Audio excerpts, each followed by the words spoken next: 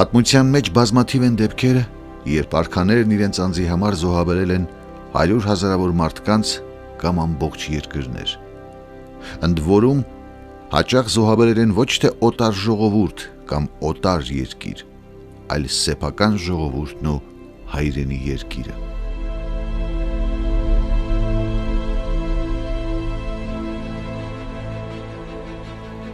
Հազվադեպ կարելի է հանդիպել հակառակը, երբ արքան փրկելու համար իր ժողովրդին կամ երկիրը ինքն է զոհաբերել իր սեփական անձը։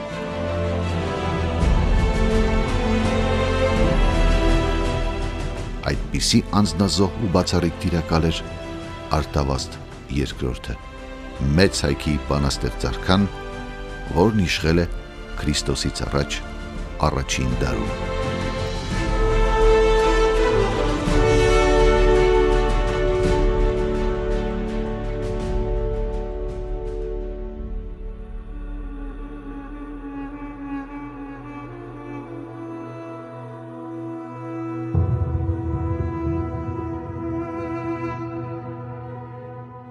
Արտավազդ արքայի ծննդյան թվականի և վայրի մասին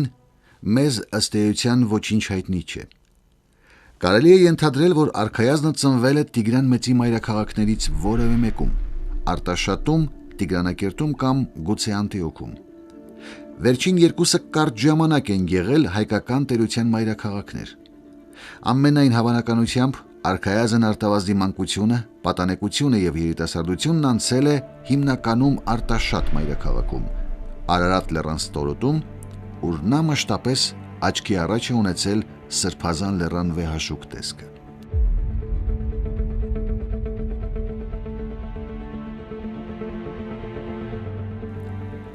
Հին աշխարհի պատմիչների վկայությամբ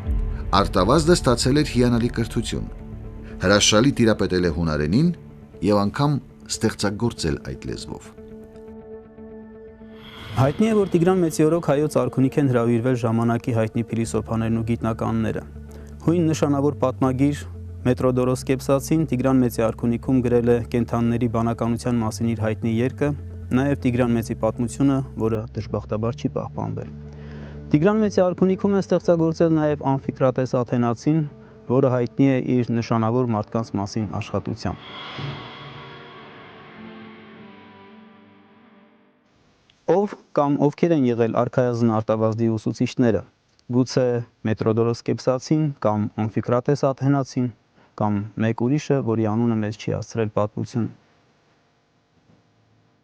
Այնուամենայնիվ մի բան հստակ է, արքայազն Արտավազդը ստացել է իր ժամանակի աշխարհի լավագույն կրթությունը։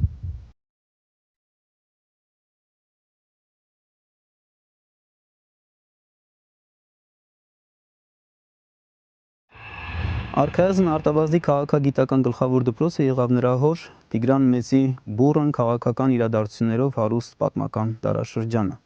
Ուսումնասիրողները կարծում են, որ Տիգրան Մեծի գահակալության վերջին արքայազն Արտավազդը եղել է հոր գահակիցը։ Արտավազդ II-ի իշխանության առաջին իսկ տարիները շատ հագեցած էին միջազգային բուռն իրադարձություններով։ Դեռևս Տիգրան II Մեծի իշխանության վերջին շրջանում Հայաստանը հայտնվեց նոր աշխարհաքաղաքական իրադրության մեջ, գտնվելով երկու գերտերությունների շահերի բախման կիզակետում։ Մեծ հայքի հետ դաշնակցելը կարևորում էին և Հռոմը, և Պարթեստանը, քանի որ Հայաստանը գտնվում էր Սև, Կասպից և Միջերկրական ծովերի միջև և ուներ բացառիկ կարևոր ստրատեգիական դիրք։ Լավագույն տարբերակը Հայաստանի համար չեզոքություն պահպանելն էր և երկու տերությունների հետ բարի դրացիական հարաբերությունների հաստատումը, ինչը, սակայն, միշտ չէ, որ հնարավոր էր։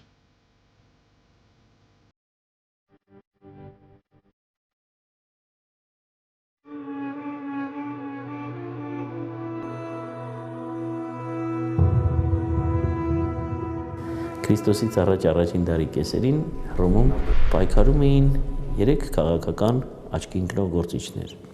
Դրանցից մեկը անվանի զորավար Գնեոս Պոմպեոսն էր, որը մեծ համբավ էր ձեռք բերել Միհրդադ Պոնտացուն և Տիգրան Մեծին հաղթելուց Սիրիան Փյունիկյան պրովինցիայի վերածելուց հետո։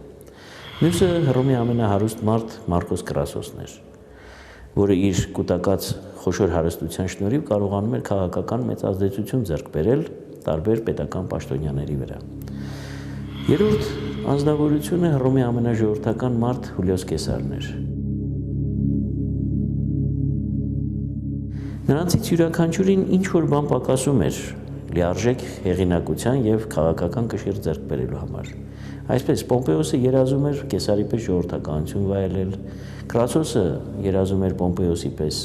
ռազմական փառք ձեռք բերել, իսկ Կեսարին պակասում էին թե մեկը, թե մյուսը։ Իրենց նպատակներին հասնելու համար և իրար չխանգարելու այդ գործում երեքն էլ եկան փոխադարձ համաձայնության և Քրիստոսից առաջ 60 թվականին կնքեցին մի գաղտնի համաձայնագիր։ Սա այսպես կոչված առաջին եռապետությունն էր։ Քրիստոսից առաջ 54 թվականին Պարթևստանի դեմ արշավանք կազմակերպելու նպատակով Մարկոս Կրասոսը եկավ Ասորիկ և տեսակցեց Արտավազդ II-ի հետ, քննարկելով առաջիկա արշավանքի ծրագրերը։ Արտավազդի իշխանության սկզբնական շրջանում շարունակում էր գործել հայ-հռոմեական դաշնագիրը, որը կնքվել էր Արտաշատում Քրիստոսից առաջ 66 թվականին։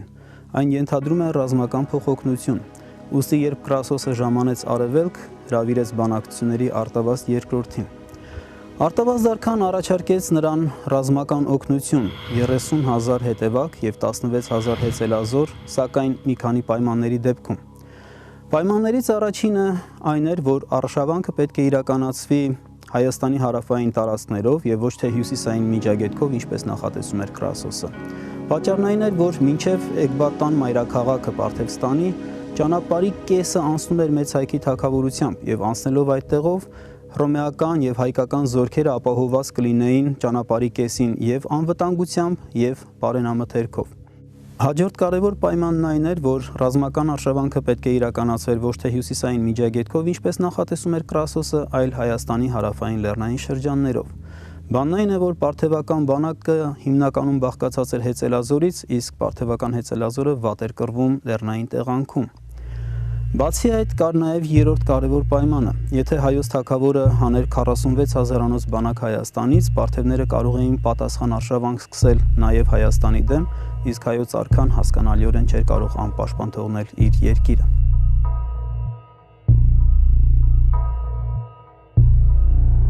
Կրասոսը սկզբում մեծ ոգևորությամբ ընդունեց Արտավազդի խորհուրդը, նույնիսկ գովաբանեց նրա իմաստությունը իր զորավարների ներկայությամբ, բայց այնուամենայնիվ որոշեց արշավանքն իրականացնել հյուսիսային միջագետքով։ Կրասոսը ուներ 42,000-անոց բանակ։ Քրիստոսից առաջ 53 թվականի գարնանը, ինչպես կանխատեսել էր Արտավազդ արքան, պարթևները նախահարձակ եղան երկու ուղղությամբ։ Պարթեստանի Օրոդես II արքան Սուրեն զորավարի գլխավորությամբ մի բանակ ուղարկեց Կրասոսի դեմ, իսկ ինքն անձամբ արշավանք սկսեց դեպի Հայաստան։ Պարթև արքայի այս քայլը ևս ցույց է տալիս, թե որքան վճռորոշ էր հայկական գործոնը տարածաշրջանում։ Արտավազդ արքան այդ մասին տեղեկացրեց Կրասոսին, կրկին հորդորելով զորքերով մտնել Հայաստան։ Կրասոսը կրկին մերժեց այդ առաջարկը և բնականաբար օգնական զորք չստացավ Արտավազդ II-ից։ Քրիստոսից առաջ 53 թվականի մայիսի 6-ին Խառան քաղաքի մոտ տեղի ունեցած վճռական ճակատամարտում հռոմեացիները ծանր պարտություն կրեցին, տալով 20,000 սպանված և շուրջ 10,000 գերի։ Սպանվածների թվում էին Կրասոսը, նրա որդին և բազմաթիվ հրամանատարներ։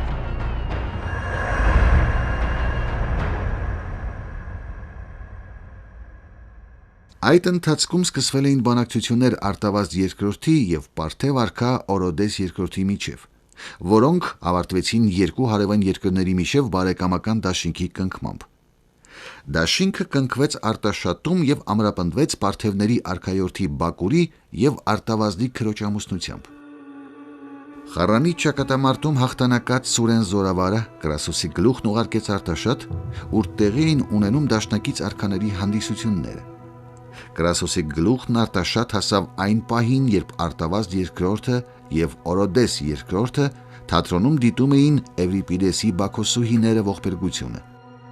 Այն նետվեց հայոց և պարթևած արքաների առջև, ի նշան հաղթանակի։ Ահա թե ինչպես է նկարագրում այդ իրադարձությունը պատմագիր Պլուտարքոսը։ Երբ պալատ բերեցին Կրասոսի գլուխը, ողբերգակ դերասան Յասոն Տրալացին արտասանում էր Էվրիպիդեսի Բաքոսուհիները ողբերգությունից Ագավեին վերաբերող հատվածը։ Այն պահին, երբ նրան ծափահարում էին, սրահ մտավ Սիլակեսը, երկրպագեց թագավորին և սրահի մեջտեղ նետեց Կրասոսի գլուխը։ Այս էր Կրասոսի արշավանքի վախճանը, որը վերջացավ ողբերգության նման։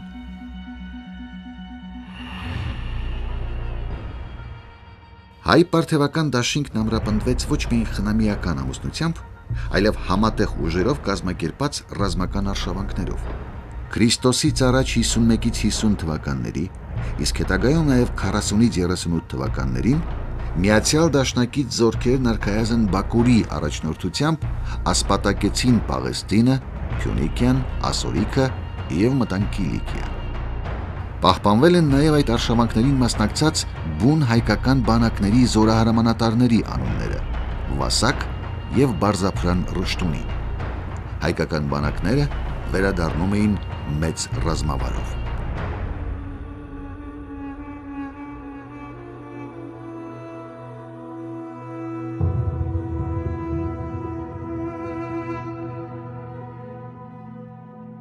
Արտավազդ երկրորդի գահակալության ողջ ընթացքում մեծ հայքի թագավորության մայրաքաղաքն Արտաշատն էր։ Այն հիմնել է հայկազուն Արտաշեսյանների դինաստիայի հիմնադիր Արտաշես I-ը Քրիստոսից առաջ 180-ական թվականներին։ Այն հիմնադրվել է Արարատյան դաշտավայրի առավելբերի և ջրառատ հատվածում, Արաքսի և նախկինում այստեղ Արաքսին միացող մեծամոր գետերի միջև ընկած եռանկյունու վրա, որը ստեղծում էր բնական պատնեշներ մայրաքաղաքի համար։ Արտաշեսը գնում է այն տեղը, որտեղ Արաքսը և մեծամորը խառնվում են, և այնտեղ բլուրը հավանելով քաղաք է շինում և իր անունով կոչում Արտաշատ։ Այնտեղ Մեհյան է կանգնեցնում և բագարանից այնտեղ է փոխադրում Արտեմիսի արձանը և բոլոր հայրենական կուռքերը։ Արտաշատը շուտով դառնում է Մերձավոր Արևելքի առևտրատնտեսական և մշակութային խոշոր կենտրոններից մեկը, քանի որ գտնվում էր առևտրային ճանապարհների բանուկ խաչմերուկում։ Երևանի քաղաքի ամբողջ վայելչությունները, ինչ որ նա փոխադրել էր Արմավիրից, և ինչ որ հենց ինքն էր շինել, բերում է Արտաշատ և ավելի շատ բան էլ իր կողմից շինելով սարքավորում է իբրև արքայանիստ քաղաք։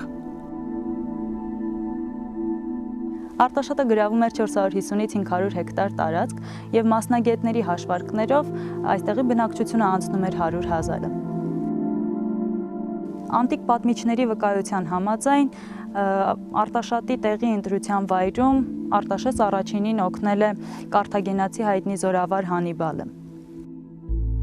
Պատմում են, որ կարթագենացի Հանիբալը այն բանից հետո, երբ տեղափոխվեց Հայաստանի Արտաշեսի արքունիք, եղավ նրա ձեռնարկումների և շատ այլ բաների համար նախաձեռնող և խորհրդատու օգտակար գործերում։ Նկատելով գեղեցիկ և հարմար դիրք ունեցող մի վայր, անմշակ և անուշադրության մատնված, կատարեց քաղաքի համար նախնական գծումներ, բերեց Արտաշեսին այդ վայրը և ցույց տալով նրան հնարավորությունները, համոզեց կառուցապատել։ Արքան ուրախացավ և ցանկացավ, որ հենց ինքը ղեկավարի աշխատանքները, մինչև որ կառուցվեց մեծ և շատ գեղեցիկ մի քաղաք, որն անվանակոչվեց արքայի անունով և հռչակվեց Հայաստանի մայրաքաղաք։ Պլուտարքոս։ Ակնհայտ է, որ Արտաշատ մայրաքաղաքը կառուցապատվել է միասնական նախագծով։ Շինությունները հարդարվում էին թե դրսից և թե ներսից։ Դրսից դրանք հարդարվում էին բարձրաքանդակներով, իսկ ներսից գունավոր սվաղով և որմնանկարներով։ Բավականին լավ էին լուծված քաղաքաշինության հետ կապված մի շարք խնդիրներ, ջրահեռացման, ջրամատակարարման խնդիրները, ոռոգման հարցերը։ Մայրաքաղաքի համար խմելու ջուր է բերվել տասնյակ կիլոմետր հեռավորությունից Գառնիից կավե խողովակների միջոցով։ Արտաշատում կառուցվել են ճոխապարանքներ, տաճարներ, թատրոն, բազմազան այլ շինություններ։ Սովորական կենցաղային իրերից բացի պեղումները բացահայտեցին արվեստի բացառիկ նմուշներ, ինչպիսիք են աստղիկ դիսուհու այս արձանը, հեծյալների արձանիկները, պերճանքի բարձրաճաշակ և բարձրարվեստ առարկաներ։ Ուշագրավ է, որ արտաշատում գտնվել են հասարակական բաղնիքներ, որոնց հատակին պահպանվել են խճանկարներ։ Սա բացառիկ երևույթ է ամբողջ Առաջավոր Ասիայի համար, քանի որ խճանկարներ ունեն միայն թագավորական բաղնիքները, իսկ այստեղ մայրաքաղաք Արտաշատում դա հանդիպում է հասարակական բաղնիքներում։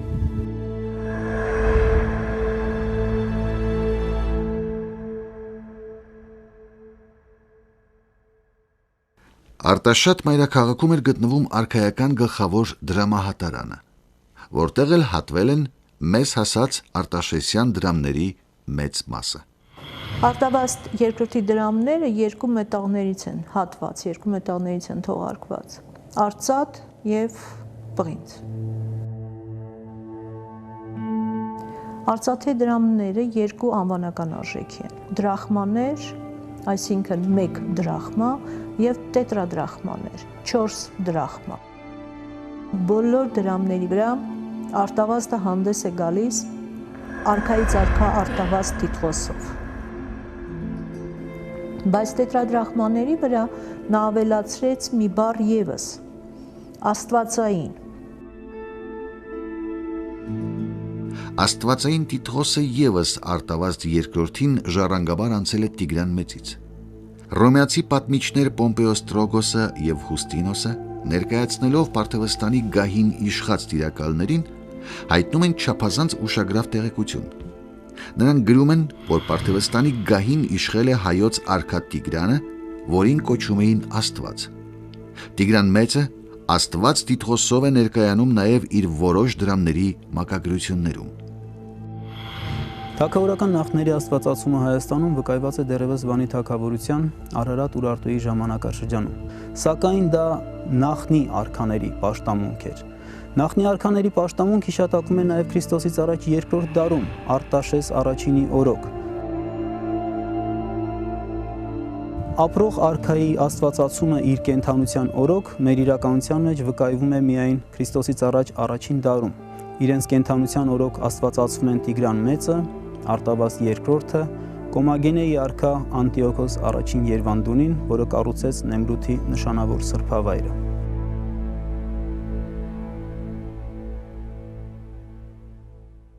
Տետրադրախմանների վրա Արտավազդը նույնպես պատկերված է թագով, գլուխը բաց, շատ ավելի բաց, քան դա Տիգրանի մոտ է, որտեղ ականջակալները թագի վեր են բարձրացված եւ երևում է նաեւ Արտավազդի նշանավոր զարդը, ականջողը, որը միշտ տարբեր մեկնաբանությունների տեղիք է տալիս։ Արտավազդը ականջողով հանդես է գալիս իր բոլոր թողարկումների վրա, որը իսկապես արևելքում ընդունված բան է եղել։ Մեկ ականջողով տիրակալներ տեսնում ենք նաև պարթևական Իրանում։ Հավանաբար դա թագավորական որևէ խորհրդանիշ է եղել, որը Արտավազդը կրում է։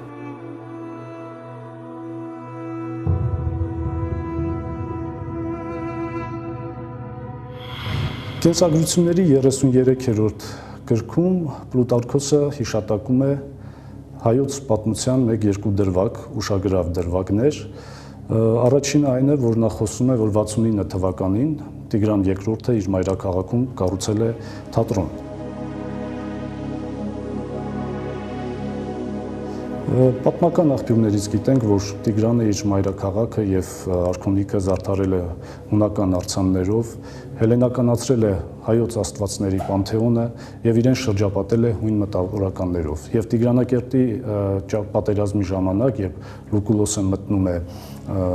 մայրաքաղաք, տեսնում է այստեղ մեծ թվով դերասանական միավորումներ, սինոդոսներ։ Եվ հենց հաղթահանդեսի շրջանակում կազմակերպվում է թատերական հանդիսություն, որով էլ բացվում է Տիգրանակերտի թատրոնը։ Պլուտարքոսը խոսում է նաև այն մասին, որ Արտավազդ II-ը գրել է հունարեն ողբերգություններ, եւ եթե հույն հեղինակը շուրջ 150 տարի հեռավորությունից հիշատակում է Բարբարոս հեղինակի ողբերգությունները, սա նշանակում է, որ Արտավազդ II-ի ողբերգությունները հունալեզու գրականության մեջ ներկայացրել են որոշակի արժեք։ Եվ այստեղ ամենաուշագրավ պատմությունը, որ ներկայացնում է Պլուտարքոսը, վերաբերում է Եվրիպիդեսի Բաքոսուհիների բեմադրությանը։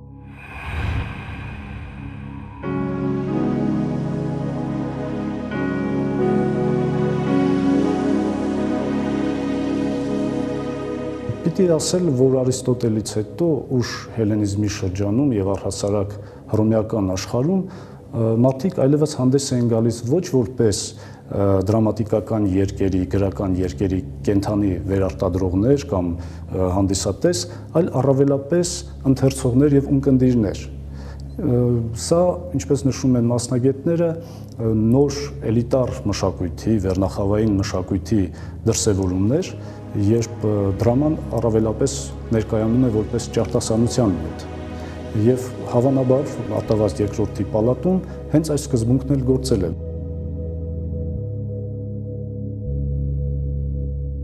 Այստեղ փաստը մշակութային առնչակցությունն է, որ ունեցել է Արտավազդ II-ը մի մեծ հունական քաղաքակրթության հետ։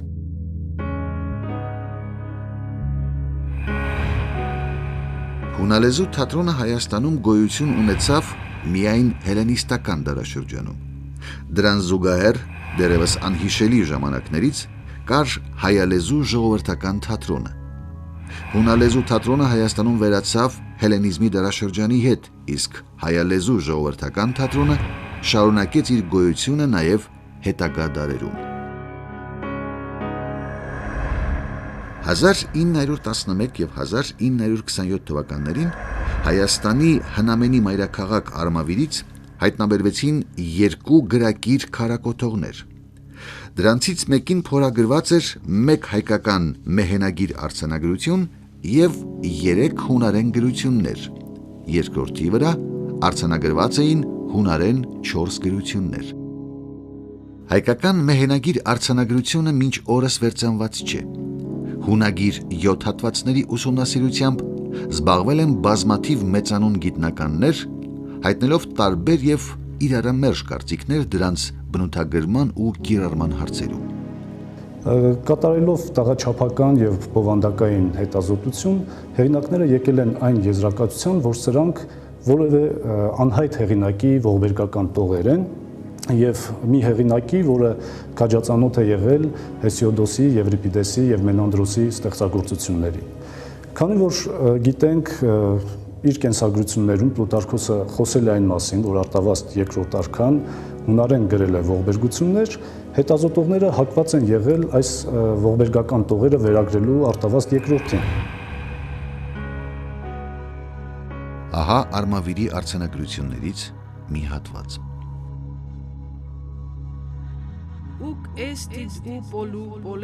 Չկա ավելի ռազմատենչ դիցուհի, հաղթել է նա հսկաներին, սարսափ սփռել,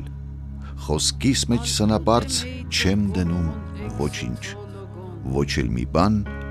որ ճշմարիտ իմաստ չունի։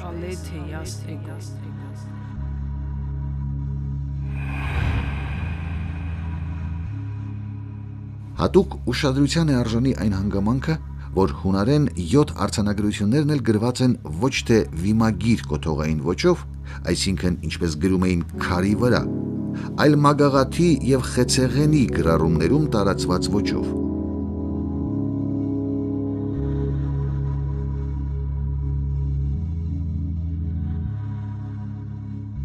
Որոշ ուսումնասիրողների կարծիքով Արմավիրում տարբեր ստեղծագործությունների հատվածներից կազմվել է ժողովածու, անթոլոգիա, ինչը կարող էր ուսուցողական նպատակ ունենալ և կիրառվել դպրոցում։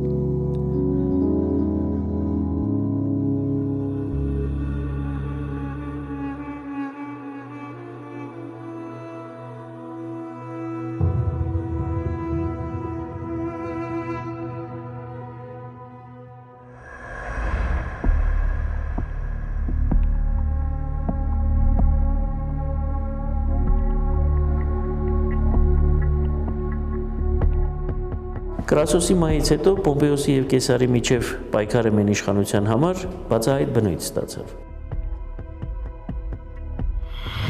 Պայքարում հաղթեց Հուլիոս Կեսարը, որը կարողացավ 46 թվականին հռչակվել Հռոմի դիկտատոր, այսինքն դառնալ միանձնյա տիրակալ։ Սակայն 44 թվականին Կեսարը սպանվեց Դավադիր հանրապետականների ձեռքով, որից հետո Հռոմում սկսվեց մի նոր քաղաքացիական պատերազմ։ Այս անգամ իշխանության եկան Կեսարի կողմնակիցները, որոնք կազմեցին 43 թվականին Քրիստոսից առաջ երկրորդ եռապետությունը։ Դրանք էին Գայոս Օկտավիանոսը, Մարկոս Անտոնիոսը եւ Մարկոս Լեպիդոսը։ Անտոնիոսը վաղուց երազում էր իր զորավարի փառքը մեծացնել, տիրանալ անհակ հարստությունների, իսկ այդպիսի հնարավորություն կարող էր տալ Հռոմի կողմից դեռ չնվաճված պարթևական տերությունը։ Սա էր պատճառը, որ Անտոնիոսը, ինչպես եւ իր նախորդ հռոմեացի կառավարիչները, որոշեց արշավանք ձեռնարկել Պարթևստանի դեմ։ Քրիստոսից առաջ 40-ից 38 թվականներին պարթևահայկական միացյալ ուժերի հաղթարշավները միջերկրական ծովի արևելանափին լուրջ անհանգստություն առաջացրեցին Հռոմում։ Քաղաքների բնակչությունը դժգոհ հռոմեական տիրապետությունից իրենց դարպասները բացում էին դաշնակից զորքերի առաջ։ Արևելք ուղարկվեց Բասոս զորավարը, որի դեմ վճռական ճակատամարտում Քրիստոսից առաջ 38 թվականին զոհվեց թագաժառանգ Բակուրը։ Իրադարձություններն ավելի անսպասելի ընթացք ստացան Քրիստոսից առաջ 37 թվականին։ Պարթև Օրոդես II արքայի մյուս որդին, Բակուրի կրտսեր եղբայր Հրահատը, սպանելով իր հորը, տիրեց Պարթևստանի գահին։ Դրանից հետո նա սպանեց գահի բոլոր հնարավոր հավակնորդ իր հարազատներին, այդ թվում Բակուրից եւ Արտավազդ II քրոջից ծնված տղա երեխաներին։ Հայ պարթևական դաշինքը խզվեց։ Քրիստոսից առաջ 38 թվականին Անտոնիոսն եկավ արևելք եւ նախատեսում էր նոր արշավանք Պարթևստանի դեմ։ Քրիստոսից առաջ 37 թվականին հռոմեական բանակը անակնկալ ներխուժեց Հայաստան։ Հայ պարթևական դաշինքն արդեն խզվել էր պարթևների պատճառով։ Արտավազդը մնաց մենակ եւ ստիպված էր ընտրություն կատարել կամ պարթևական արշավանքը վերցնել իր վրա կամ գնալ բանակցությունների հռոմեացիների հետ եւ վերաստանձնել Արտաշատի պայմանագրով Քրիստոսից առաջ 66 թվականի հայ-հռոմեական դաշնագրով ստանձնած պարտավորությունները։ Բնականաբար Արտավազդը գնաց երկրորդ տարբերակին։ Սկսեցին բանակցությունները Անտոնիոսի եւ Արտավազդի միջև։ Հաշվի առնելով Կրասուսի տխուր փորձը, Անտոնիոսը որոշել էր արշավանքն իրականացնել Հայաստանի տարածքով։ Բանակցությունների արդյունքում Արտավազդը համաձայնեց տրամադրել Հայաստանի տարածք արշավանքի համար, նաև համաձայնեց օգնական զորք տրամադրել Անտոնիոսին 6000 հեծյալ եւ 7000 հետևակ զինվորներով։ Քրիստոսից առաջ 36 թվականին 100,000 անոց բանակով եւ շուրջ 300 սայլերի վրա տեղավորված ռազմական տեխնիկայով, դրանք պարսպակործան մեքենաներ էին, քարանետ մեքենաներ եւ այլ տեխնիկա, Անտոնիոսը սկսեց արշավանքը։ Նա անցնելով Եփրատը Կարնո դաշտի տարածքով Արաքսի հովտով շարժվեց դեպի Ատրպատական։ Նա հենց արշավանքի սկզբում թույլ տվեց խայտառակ ռազմագիտական մի սխալ։ Առաջ անցնելով ռազմական տեխնիկայի, նա շտապեց պաշարել Ատրպատականի մայրաքաղաք Փրահասպան։ Օգնության շտապող պարթևական բանակը, տեղեկանալով, որ Անտոնիոսը հետևում է թողել ռազմական ողջ տեխնիկան, շրջանցեց պաշարված քաղաքը եւ հարձակվելով ռազմական տեխնիկայի եւ դրան ուղեկցող զորամասերի վրա ամբողջությամբ ոչնչացրեց այն։ Անտոնիոսը հայտնվեց բավականին բարդ իրավիճակում, նոր պատերազմը սկսած եւ ամբողջությամբ նա զրկվում է իր ողջ ռազմական տեխնիկայից։ Սա արդեն կանխանշում էր նրա մոտալուտ անհաջողությունը։ Ուստի Արտավազդը, հասկանալով, որ պատերազմը ի սկզբանե տանուլ է տրված, հետ քաշեց իր զորքերը։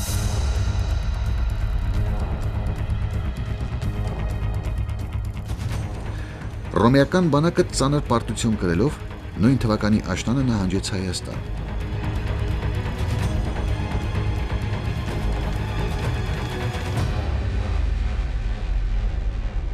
Պլութարքոսի վկայությամբ, երբ հռոմեացի զինվորները ոտք դրեցին հայկական հողի վրա, ասեց բաց ծովում երկար թափառումներից հետո առաջին անգամ ցամաք տեսած, նրանք համբուրում էին քարերն ու ավազը եւ իրար գրկելով ուրախությունից լաց լինում։ Հայոց արքա Արտավազդը հռոմեացիներին տրամադրեց պարենամթերք եւ դեղորայք։ Ուշագրավ է, որ Անտոնիոսի արշավանքի ընթացքում Հռոմում նրա գլխավոր մրցակից Օկտավիանոսը նամակագրություն էր հաստատել Արտավազդ արքայի հետ։ Նա գաղտնի հորդորում էր հայոց արքային ոչնչացնել Անտոնիոսի արդեն ջարդված բարոյալքված բանակը, ինչը Արտավազդը իհարկե չարեց։ Խնդիրն այն է, որ բացի մարդասիրությունից Անտոնիոսի բանակը ոչնչացնելը չէր բխում նաև հայոց երկրի շահերից, որովհետև Անտոնիոսի ոչնչացումով Օկտավիանոսը շատ արագ Հռոմում կդառնար միապետ, ինչը չարիք էր դառնալու նաև Հայաստանի համար։ Սա ցույց է տալիս նաև Արտավազդի դիվանագիտական խորամտությունը։ Անտոնիոսի գլխավորած հռոմեական բանակը տվեց տասնյակ հազարավոր զոհեր, չնվաճելով անգամ մեկ թիզ հող։ Անտոնիոսը շտապեց Եգիպտոս իր կնոջ Կլեոպատրա 7-րդի մոտ։ Հռոմեական սենատին գրած նամակներում նա փորձում էր արդարանալ իր պարտության ամբողջ մեղքը բարթելով իբրև թե Արտավազդի դավաճանության վրա։ Այդ դեպքում ակնկալելի էր, որ Անտոնիոսը պետք է պատժեր Արտավազդին, սակայն ինչպես։ Նա չուներ բավարար ուժ եւ Քրիստոսից առաջ 36-ից 34 թվականների ընթացքում երկու անգամ փորձեց խաբեությամբ հրավիրել Արտավազդին բանակցությունների։ Մի անգամ իբրև թե նոր պարթևական արշավանք իրականացնելու ծրագիր մշակելու, երկրորդ անգամ առաջարկում էր իր եւ Կլեոպատրայի որդուն Ալեքսանդրին ամուսնացնել Արտավազդի դստեր հետ։ Երկու դեպքում էլ Արտավազդը գիտակցելով, որ գործ ունի թակարդի հետ, խուսափեց հանդիպումից։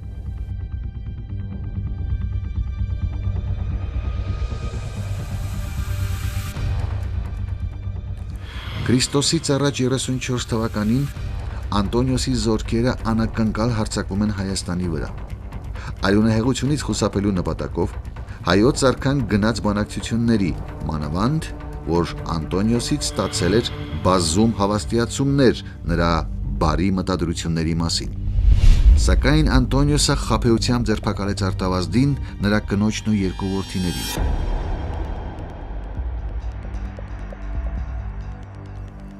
Այն, որ սա նենգ քայլ էր եւ չէր տեղավորվում ազնվական էթիկայի նորմերի մեջ,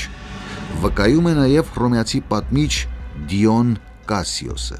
նշելով, որ Անտոնիոսն Արտավազդին խաբելով, ձերբակալելով եւ շղթայելով մեծապես վարկաբեկել է հռոմեական ժողովրդի հեղինակությունը։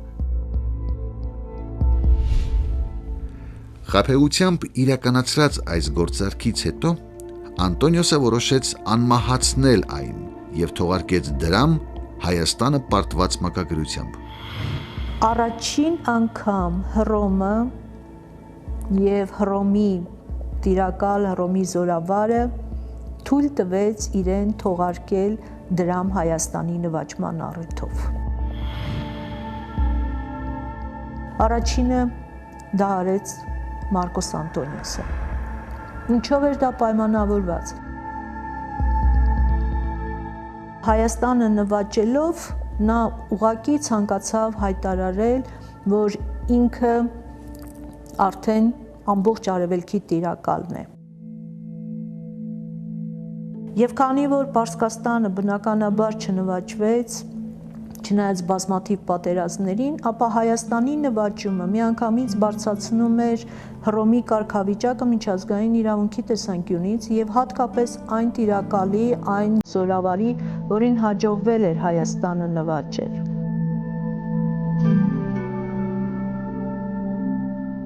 Երբ որ մենք նայում ենք Մարկոս Անտոնիոսի թողարկումները Հայաստանի նվաճման առիթով, մենք նույնպես զգուշավորություն ենք տեսնում։ Առաջին դրամների վրա ընդհանրապես որևէ հիշատակություն չկա Հայաստանը նվաճված։ Միայն հայոց թագն է պատկերված եւ պատկերագրությունները միայն վերաբերվում են Մարկոս Անտոնիոսի տիտղոսներին։ Երկրորդ թողարկումը կարելի է կապել 34 թվականի հետ Քրիստոսից առաջ, երբ որ Մարկոս Անտոնիոսը գերեվարեց Արտավազդին։ Այդ դրամների վրա դիմերեսին պատկերված է Կլեոպատրան։ Դրամի դարձերեսին ուղղակի գրված է Անտոնի, նույնիսկ Անտոնիոսի, Մարկոս Անտոնիոսի լրիվ անունը չի գրված։ Եվ գրված է հետևյալ գրությունը. Հայաստանը պարտված, ոչ թե Հայաստանը նվաճված, Ցավոք սրտի մեր շատ մասնագետներ ուղղակի նշում են, որ թողարկվել են դրամներ Հայաստանի նվաճման առիթով, բայց Մարկոս Անտոնիոսը ոչ մի դրամի վրա չի հիշատակում Հայաստանը նվաճված։ Նա գրում է Հայաստանը պարտված։ Դրանք լրիվ տարբեր մեկնաբանություններ են, լրիվ տարբեր հասկացություններ են։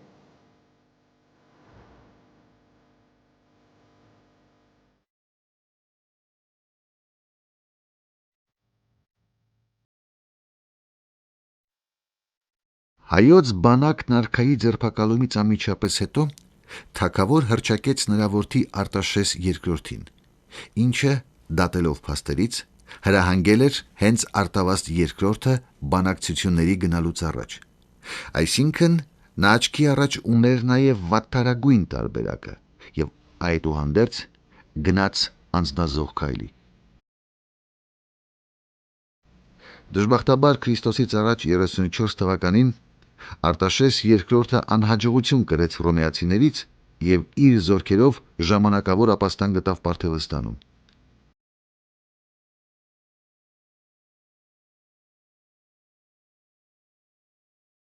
Անտոնիոսը թալանի եւ կողոպուտի ենթարկեց մեծ հայքի բազմաթիվ գավառներ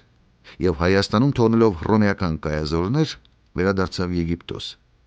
Նա մայրաքաղաք Ալեքսանդրիայում կազմակերպեց հաղթահանդես, որի ընթացքում պահանջեց գերի տարված Արտավազդ II-ին եւ նրա ընտանիքին խոնարհվել եւ երկրպագել Կլեոպատրային, դրա դիմաց ազատություն խոստանալով։ Սակայն վեհանձն հայոց արքան եւ հայոց արքայական ընտանիքը կտրուկ մերժեցին, արժանանալով անգամ թշնամի հռոմեական միջավայրի հիացմունքին։ Անտոնիոսը վերադարձավ Եգիպտոս, իր հետ տանելով թե առատ ավար եւ թե Արտավազդին իր կնոջ ու որդիների հետ, եւ մյուս գերիների հետ նրանց եւս իր արչերից Ալեքսանդրիա ուղարկելով իբր հաղթահանդեսի շքերթի համար, ինքը քաղաք մտավ մարտակառքի վրա։ Կլեոպատրան նստած էր բազմության մեջտեղ արծաթապատ բեմում ոսկեզոծ գահավորակի վրա։ Սակայն հայերը ոչ աղերսեցին նրան, ոչ իսկ երկրպագեցին, թեպետև նրանց շատ էին ստիպում եւ շատ էին հուսադրում ազատություն խոստանալով։ Եվ որովհետև Կլեոպատրային պարզապես իր անունով կոչեցին, նրանք վեհամիտ մարդկանց համբավ շահեցին, բայց եւ նույն այդ պատճառով ենթարկվեցին խիստ չարչարանքների։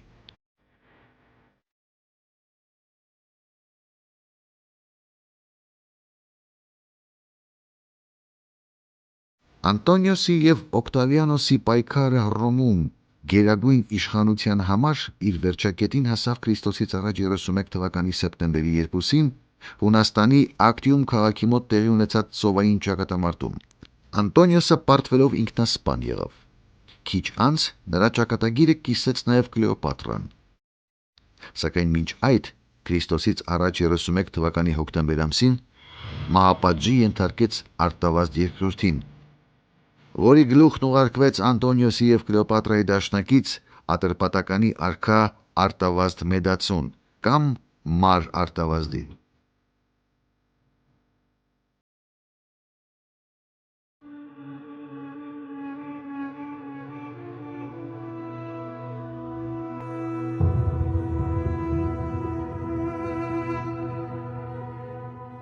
Արտավազդ երկրորդ արքան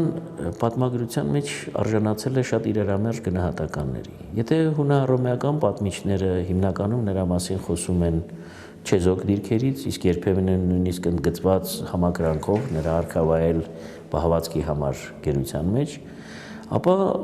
հայ պատմագրության մեջ Արտավազդի գնահատականը կարծես թե բացասական է։ Մասնավորապես Մովսես Խորենացին Արտավազդ երկրորդի մասին նախ խոսում է շատ կարճ,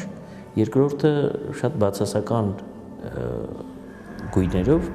ներկայացնելով, որ Արտավազդը մատնված էր անգործության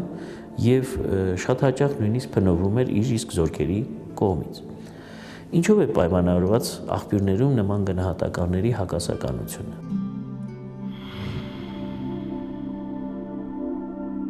Արտավազդ երկրորդը որպես պետական գործիչ ավելի շուտ դիվանագետ էր, քան ռազմիկ արքա։ Հավանաբար դա կապված էր նաև նրա կրթության ու դաստիարակության հետ։ Լինելով Տիգրան II-ի կրտսեր որդին, ամենայն հավանականությամբ Արտավազդին նախապատրաստում էին ոչ թե որպես գահակալ, այլ որպես որևէ քրմական պաշտոնիկ, սերև գլխավոր քրմապետի համար։ Սրանով պետք է բացատրել նաև նրա ստացած փայլուն միջազգային կրթությունը։ Սակայն հանգամանքների բերումով հենց Արտավազդն էր, որ հանդիսացավ Տիգրան Մեծի ժառանգը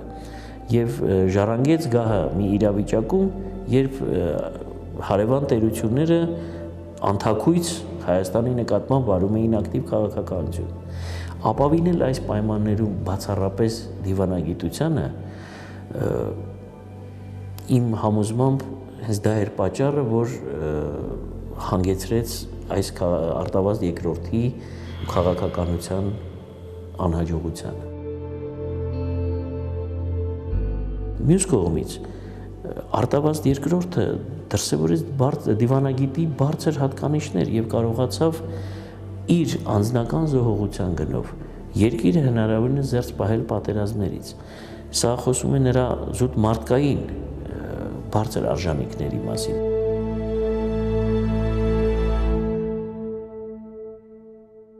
Մեծ հայքի արքա Արտավազդ II-ն իշխեց Քրիստոսից առաջ 55-ից 34 թվականներին։ Նա պատմության մեջ մնաց որպես աշխարհի հազվագյուտ տիրակալներից մեկը,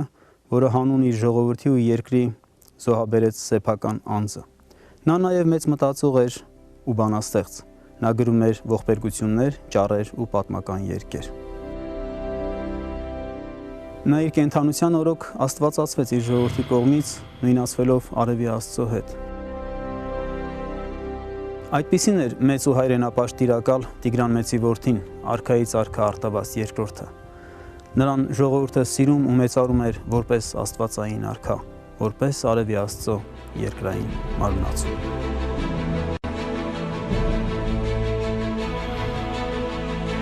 Քրիստոսից առաջ 31 թվականի վերջին Արտավազդ II-ի որդին Արտաշես II-ը վերադարձավ Պարթևստանից, հաղթեց եւ գերեց Ատրպատականի արքա Մար Արտավազդին։ Նա վերականգնեց մեծ հայքի անկախ թագավորությունը եւ Ատրպատականը միացրեց իր պետությանը։ Արտաշես II-ը ջախջախեց եւ սրի քաշեց Հայաստանում գտնվող ռոմեական զորքին, լուծելով նաեւ իր ծնողների մահվան վրեժը։ Նրա դրամների վրա եւս դաջվեց արքայից արքա տիտղոսը, որը վաստակել էր Տիգրան Մեծը իր փառահեղ հաղթանակներով եւ որը կրեցին Արտավազդ II-ն ու նրա բոլոր հաջորդները։